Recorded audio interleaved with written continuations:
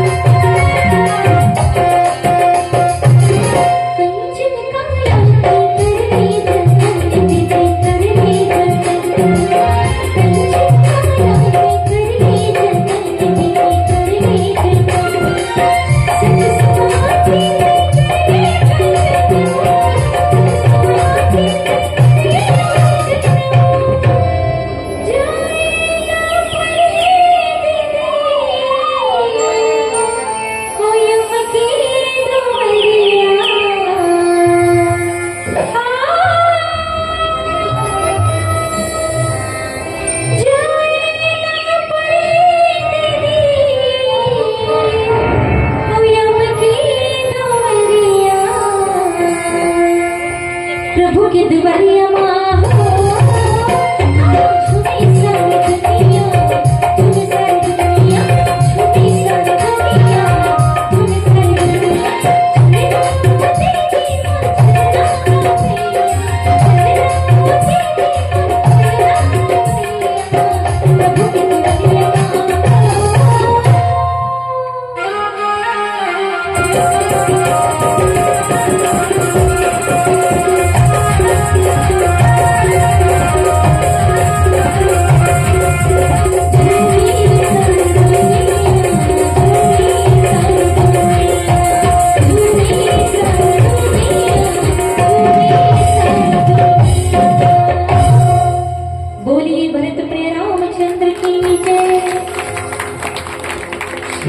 रामचंद्र की जय।